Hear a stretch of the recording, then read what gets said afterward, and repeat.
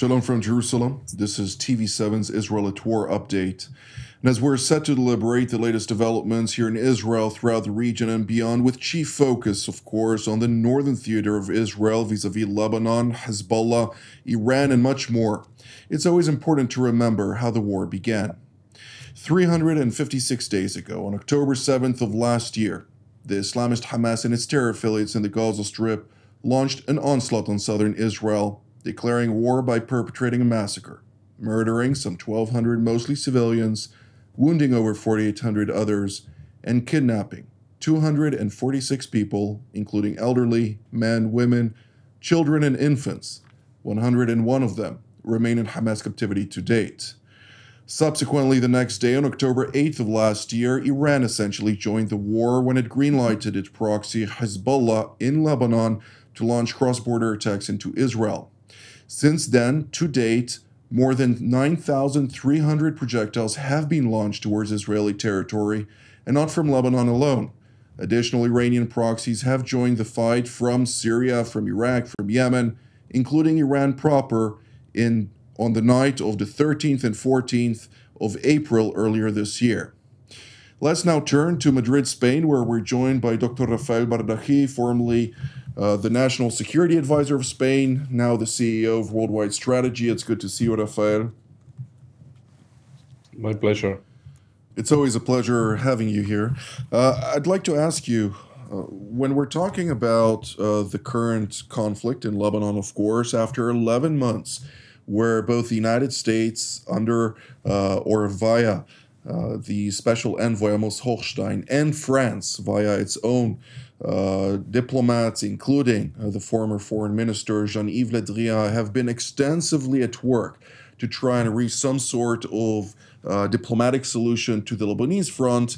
Now when Israel has said enough is enough and has started to climb the ladder on the escalation dominance level and become more deliberate in its attacks against this Iranian proxy in Lebanon, suddenly we're hearing Washington and Paris coming together, receiving support of many Western nations, including two Middle Eastern nations, namely Saudi Arabia and Qatar, calling for 21-day cessation of hostilities.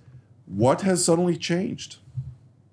Well, the only change which is visible is the stepping action taken by Israel against Hezbollah.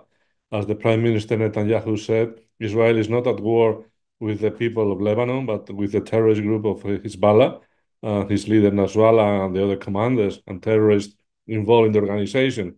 So the only thing I can explain is that the Europeans and Americans take this again as an opportunity to twist the arm of Israel and to provide Israel of the right of self-defense. Nothing has been achieved diplomatically in the last 11 months. Hezbollah has not been deterred. Hezbollah has been stepping up the attacks in intensity and range and numbers of rockets and missiles and drones against the civilians and installations in the northern Israel, including in the last days to Tel Aviv. So I think it's just a new demonstration of the amoral and wrong approach taken by Western nations in this conflict in the Middle East, not only Hezbollah, but also Hamas in Gaza, and not to forget Iran in the background. No? But there is nothing else new. So that has, again, a new manifestation of the mistakes taken so many years by the Western powers vis-a-vis the Middle East. Thank you, Rafael. Let's now turn to Washington, D.C., where we're joined by retired Colonel Joel Rayburn, formerly a U.S. Special Envoy for Syria, a Senior Director at the National Security Council for the majority of the countries in the Levant, and also currently a Senior Fellow at Hudson Institute, as well as the Founding Director of the American Center for Levant Studies. It's good to see you, Joel. I'd like to pick your brain on the American angle to this matter. Naturally, war is merely a tool, an extension of the political aspect to things, something that we are, of course, now seeing Israel engage in quite robustly after 11 months since Hezbollah launched unprovoked its war of aggression against Israel in concert, of course, with the Islamist Hamas and the Islamic Republic of Iran overseeing everything and pulling the strings. What should we take out of all of this, since we spoke about this, of course, in yesterday's update? What can we now understand from the minds in Washington, in Paris, when we're talking about this conflict to the north? I think, unfortunately, the Biden and Harris administration approach to this crisis looks an awful lot like a repeat of the maritime boundary delineation deal that the Biden administration invested so much time in bringing about. And remember, that deal was meant to preclude the kind of conflict and provocations from Hezbollah that have happened now, because it was meant to remember, the arguments were this will make Hezbollah and all the other Lebanese parties stakeholders in stability. Now they'll have an interest in keeping that maritime boundary calm and so on. And I think it's just that failed. Obviously, that was a false assumption. And I think they're engaged in a similar approach now. The reason it's not going to work is that if you think about it, Hezbollah is not waging a war, and the Iranians aren't sponsoring Hezbollah to wage a war against Israel because the border is undefined. They're waging a war because the Iranian regime has fabricated for 4 decades a war against Israel for ideological reasons. Has nothing to do with the border. If anything, it's not that. If anything, the war is happening because there is a border there and because there's an Israel on the other side of it.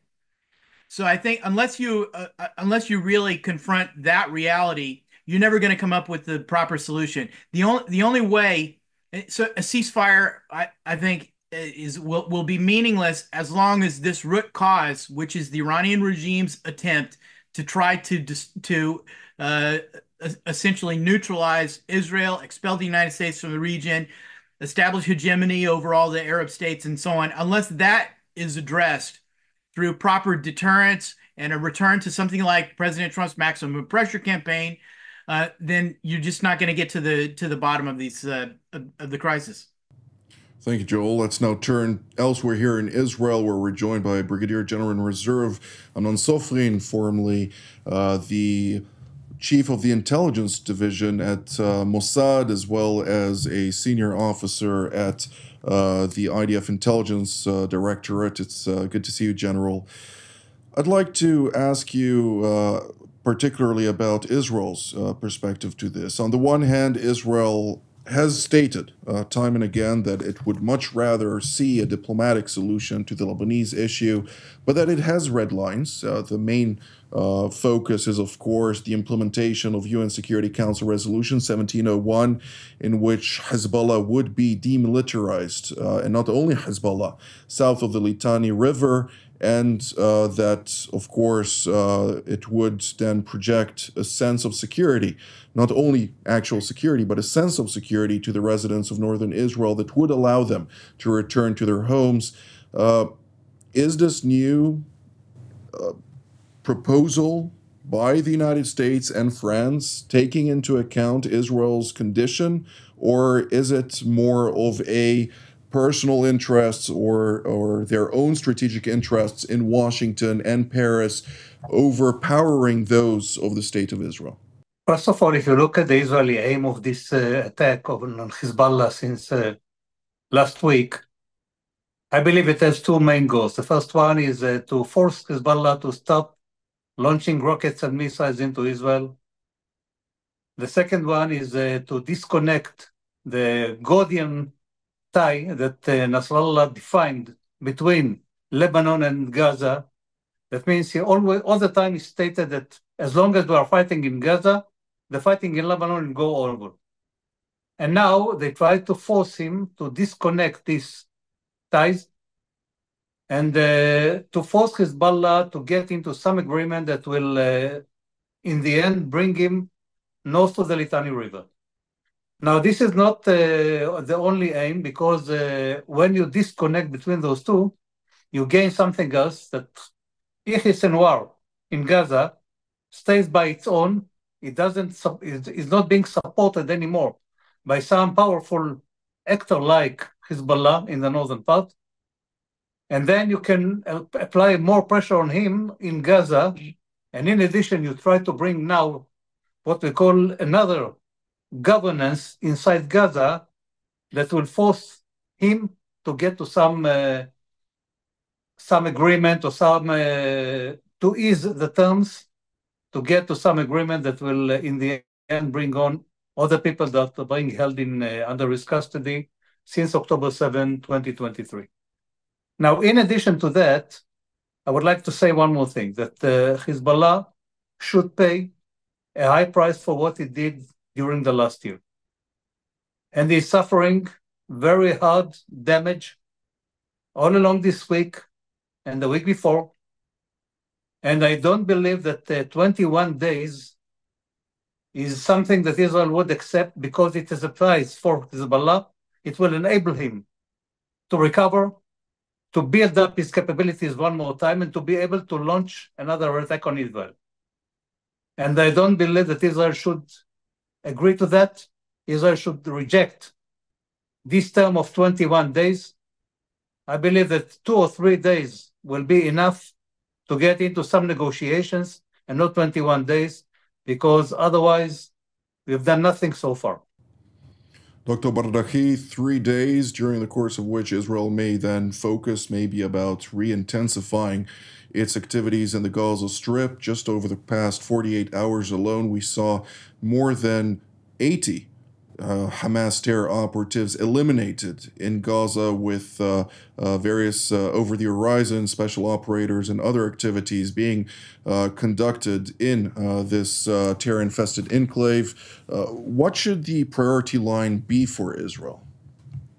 Well, I think at the moment we know that the activities in Gaza has been winding down a bit, that the raids are more or less enough to keep the situation under control. So I think the main focus now should be the north and Lebanon. The key issue here, to me at least, is how to translate the tactical gains that Israel has been achieving in the last 2 weeks into realistic terms and real change the game in Lebanon and enforce on the Nasrallah not only 1701, but the idea that Israel cannot be fought for free, and that Nasrallah and Hezbollah has the upper hand on this. No, so I think the government in Israel should carefully measure what actions are needed to really change the equation in the mind of the leadership of Hezbollah through military action, obviously. Colonel Rabin, Hezbollah is not alone. We heard at the UN General Assembly on the sidelines during a press conference, Abbas Araghchi, the foreign minister of Iran, coming out and pledging that Iran would not stay indifferent to the plight of Hezbollah in the event that an all-out war breaks out. What can we expect from those remarks, taking into account that, according to a number of people I've spoken with in Washington, there have been quite robust contacts between the Biden administration and the Pezeshkian entourage during their time right now in New York? Hezbollah is a sock puppet on the Iranian regime's hand. And for Abbas Araghchi to say that, well, Iran might get involved if things escalate, I mean, it's absurd. It's Orwellian. You don't have to pay any attention to that kind of language. I also think probably Abbas Araghchi has no idea. It has no involvement in Iranian regime strategic decision making. Is probably not even aware of what plans they would launch. And he might learn it from the media after the fact, like Javad Zarif used to. So I don't pay attention to much of that. Still, though, I think I would like to go back to extend an earlier point that I was making, which is about it. It seems like the U.S. and Western approach here to this crisis is founded in old thinking that has failed for how long? How old is 1701? The 1701 is almost 20 years old without implementation. all of the diplomatic deals and incentivizing and so on, none of that worked because it didn't address the root problem, which is the lack of deterrence of the Iranian regime and its proxies. There's still befuddlement, I think, on uh, with the Biden administration, with the Obama administration before it, with its European counterparts. President Biden the other day actually said that one of the keys he thinks to resolving that crisis, the crisis on Israel's north, is the fact is that there needs to be a Palestinian state. The Palestinian state has absolutely nothing to do with the IRGC and Hezbollah war that's being waged against Israel right now.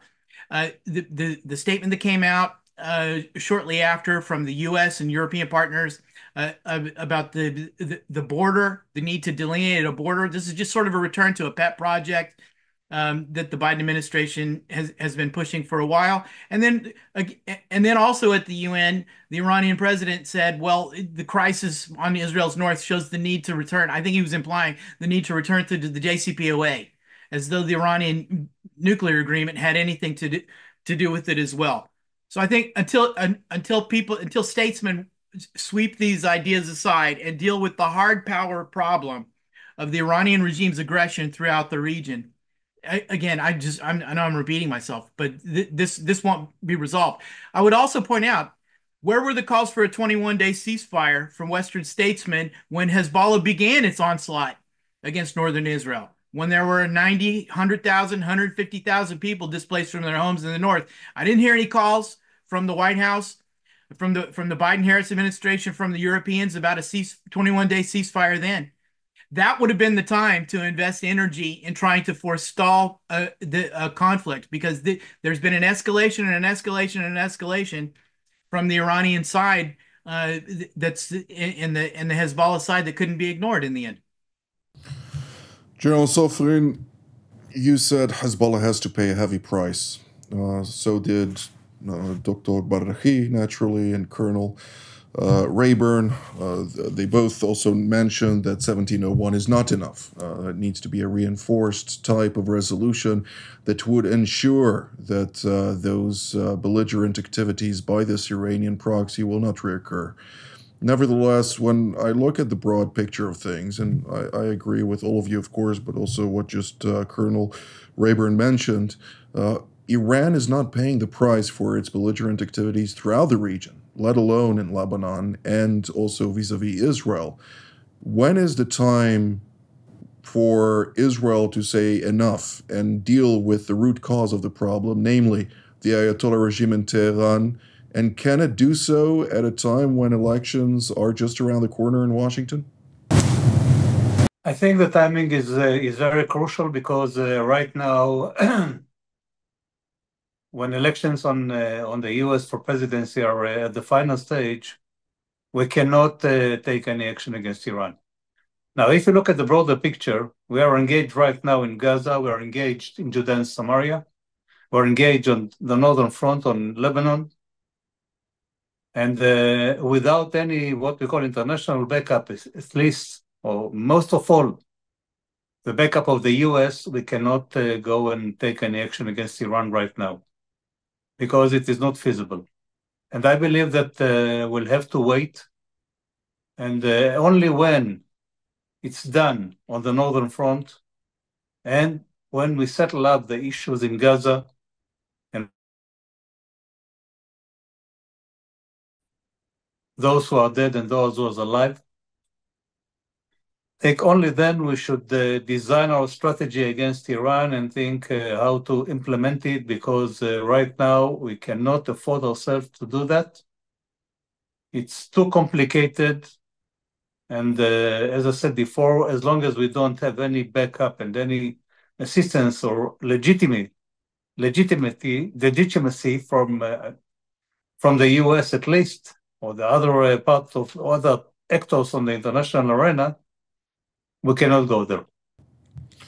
Dr. Barrahi, naturally this is an alarming aspect, considering the fact that the Iranians are racing towards a nuclear weapon as we speak, and they're working on multiple levels to also extend their reach, be it in Sudan, be it in Somalia for that matter, and elsewhere throughout the continent of Africa. Is the Iranian regime stretching itself a little bit too thin, and can it be exploited in the advantage of Western civilization at large, the United States and Israel in particular? Well, I do believe that the Ayatollah's regime is more fragile than people tend to think, domestically speaking. But you have to exert the right pressure and put in place the right actions to undermine even further the regime. I quite disagree with the fact that, or the statement that Israel cannot act because of the international legitimacy. One of the lessons to be learned the last year is that against all the criticism of the world against Israel because of the Hamas war, when Israel stay firm against all these critics, people start understanding that there is no other option. So I think Israel has some capabilities and some even diplomatic abilities to confront Iran if needed. I don't know if the decision point has arrived or yet in the view of the Jerusalem government or not, but definitely if it's an existential threat, and Israel should act whenever it's required, and I think it will do if it's vitally needed. But again, I think Iran cannot get a free ride in this what is happening in all the chaotic situation in the Middle East. It is, as I always said, the head of the octopus, and is the main root cause of all the problems. Without the Ayatollah's regime in Iran, a different Middle East will emerge, much more positive for everyone, including the Iranians, the Israelis, and the Lebanese, the people in Gaza, in Egypt, and everywhere else. So we should keep Iran accountable for all the bad things that has been doing in the past and is doing and is willing to do in the future. I don't necessarily think you disagree with General Sofrin, but I will refer that question to Joel. Colonel Rayburn, when we're talking about what we just heard from General Sofrin and Dr. Bardahi, the one is Dr. Bardahi basically emphasizes that Israel can withstand the international pressure against it and should act if indeed it is required against the Islamic Republic of Iran in the face of those pressures. And of course, also General Sofrin mentions, however, that it does require at least the United States in order to act. Would the United States ultimately align itself with Israel in the event that such an action is necessary, let's say within the realm of nuclear proliferation, if Iran edges towards establishing a first arsenal of nuclear weapons? Well, there are several steps short of war that the United States, under this current administration, is not taking, and that the European countries are not taking, which they should be doing in order to. So I hope that there doesn't have to be a big military confrontation between Israel and the Iranian regime.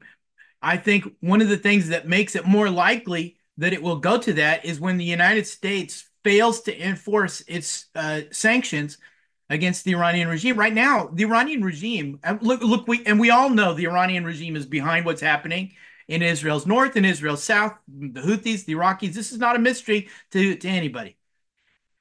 And yet, under those conditions, the Iranian regime is exporting 1.5 million, 2 million barrels of oil a day. They're selling 1.5 million, 2 million barrels of oil a day, probably. They're reaping in continuous oil revenues to fund this activity.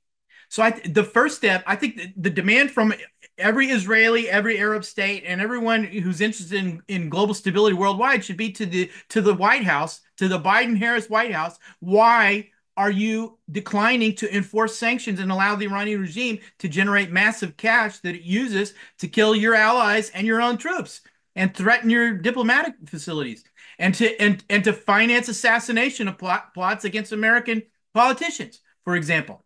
This is crazy. The failure to do that in the face of escalating war, and then to say that the answer is to pressure Israel not to use its tools. The United States is not using the tools that it could have that I think could be decisive. because the Iranian regime, as Raphael pointed out, is extremely vulnerable to pressure. It's internally weak, and that starts economically speaking. It's practically bankrupt, and yet it's surviving on these oil revenues, which could be shut off and should be shut off, and by U.S. law should be shut off, and by UN sanctions should be shut off. Where's the snapback of UN sanctions? The Iranian regime is prosecuting a war against other UN member states, and there's no snapback of U.S. sanctions from the same countries that issued the statement about wanting a ceasefire the other night. This is statecraft upside down through the looking glass, and if it doesn't happen, if something doesn't repair and sanity be returned to this, then yeah, it will end up in a big war. Well, back in the 90s, when Bush Sr.